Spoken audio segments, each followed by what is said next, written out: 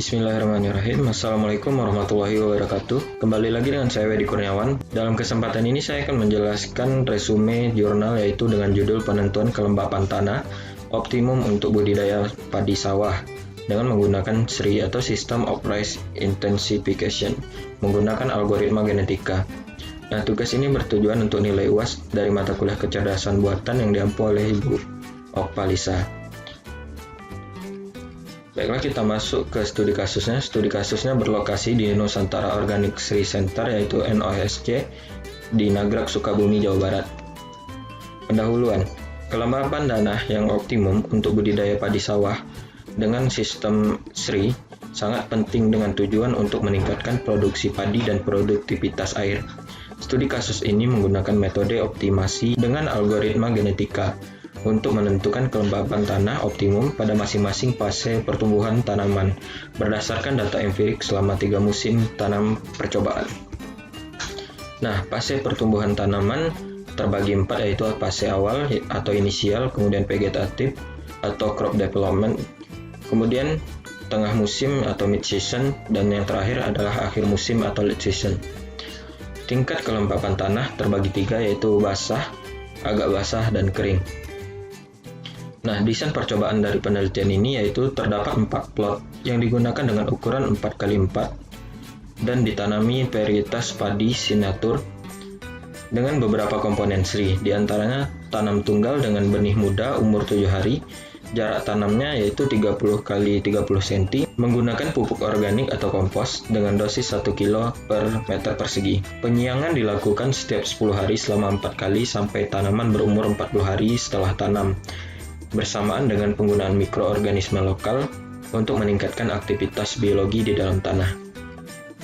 Nah, ini tabel kegiatannya itu pada periode pertama dilaksanakan 14 Oktober 2010, kemudian tanggal panennya itu 8 Februari 2011 pada musim hujan. Kemudian periode kedua dilakukan pada tanggal 20 Agustus 2011 dan tanggal panennya 15 Desember 2011 dengan musim kemarau dan hujan.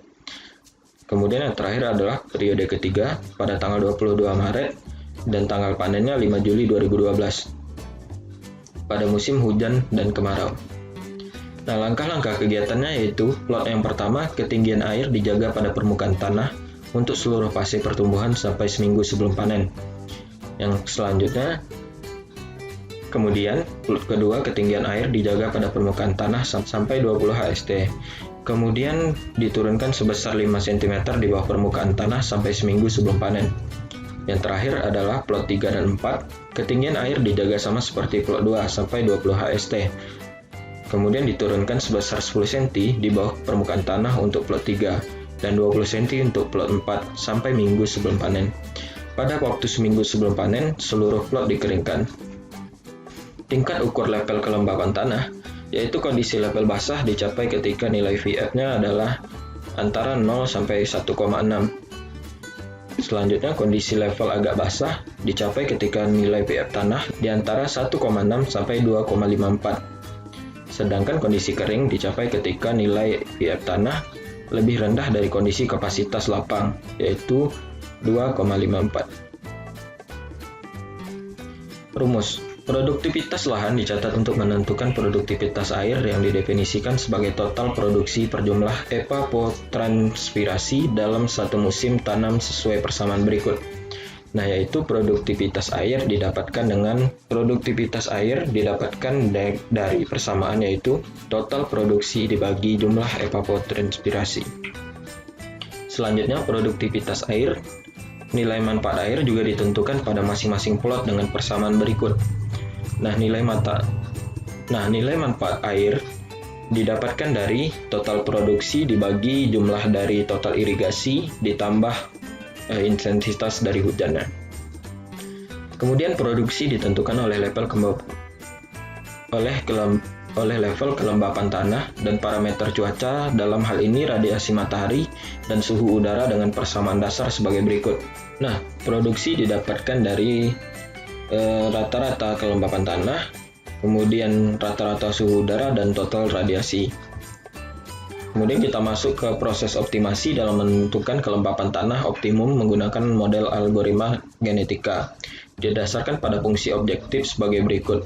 Memaksimisasi F dengan batasan sebagai berikut, di mana A1 adalah konstanta produksi dan B1 adalah konstanta untuk produktivitas air.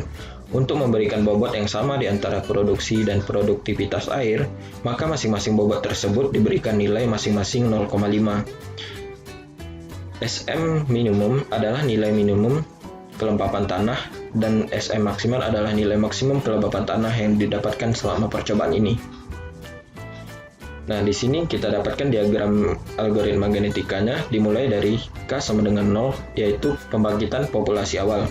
Kemudian dimasuk dari estimasi produksi dengan JST dan perhitungan produktivitas air. Nah, setelah itu masuk pada tahapan perhitungan fungsi, proses seleksi, proses penyilangan, proses mutasi, dan didapatkan populasi baru. Nah, jumlah generasi ini dilakukan selama 100 kali percobaan.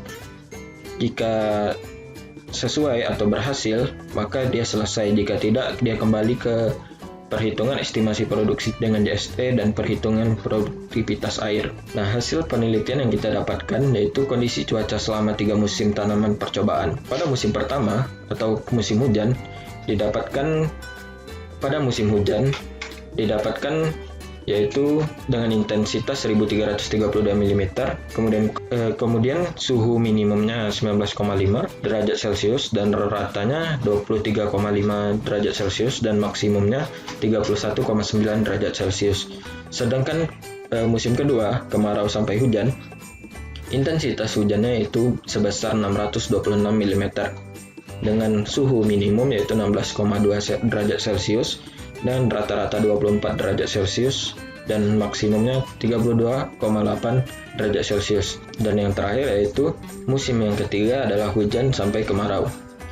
Dengan intensitas hujan yaitu 551 mm dengan suhu minimum 17,4 derajat Celcius dan rata-rata 20,43 derajat Celcius dan suhu maksimumnya yaitu 32,3 derajat Celcius. Nah, radiasi matahari dari masing-masing musim yaitu musim pertama 1464, kemudian musim kedua 1827 dan musim ketiga 1652. Nah, hasil penelitian selanjutnya yaitu hasil produksi dan komponen keseimbangan air di lahan. Di sini kita bisa lihat ada musim pertama, kedua, dan ketiga. Nah, dan selanjutnya itu korelasi linear kelembapan tanah. Di sini kita masuk pada kondisi awalnya, yang mana persamaannya Y sama dengan 0,01 X ditambah 0,49. Didapatkan R pangkat 2-nya yaitu 0,8. Sedangkan masuk ke vegetatif, didapatkan persamaannya Y sama dengan 0,01 X ditambah 0,51. Didapatkan R pangkat 2-nya adalah 0,65. Sedangkan di tengah musim, persamaan Y yaitu min 0,01 X ditambah 0,58 dan didapatkan R-nya yaitu 0,27. Sedangkan di akhir musim dengan persamaannya Y sama dengan min 0,02 X ditambah 0,61. Didapatkan hasil R pangkat 2-nya adalah 0,44. Nah, di sini hasil akhirnya yaitu hasil optimum dengan metode algoritma genetika yaitu komponen.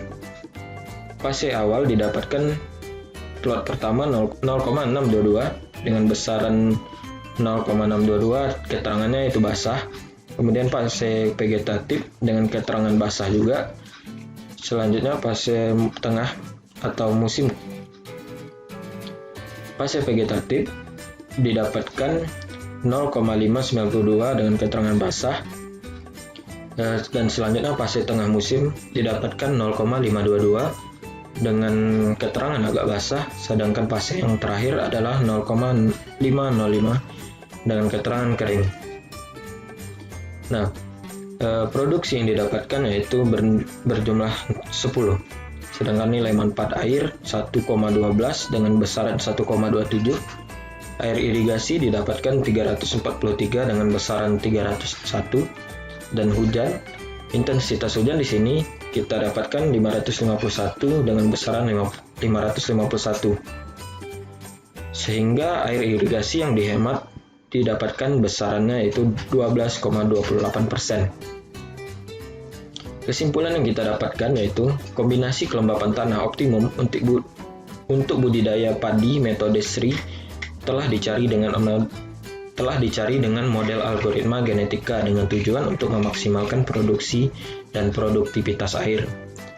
Optimasi dilakukan berdasarkan data pengukuran pada 3 musim tanam dengan hasil kelembapan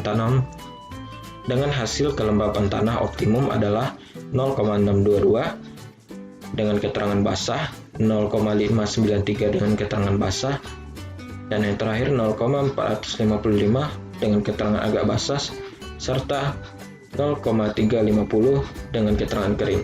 Untuk fase awal, vegetatif, tengah musim, dan akhir musim. Kelembapan tanah pada level basah untuk fase awal dan vegetatif diperlukan untuk menyediakan air yang cukup bagi pertumbuhan vegetatif seperti akar, batang, dan daun. Kemudian, kelembapan tanah pada level agak basah diperlukan pada fase tengah musim untuk menghindari dan mengurangi bulir yang tidak produktif.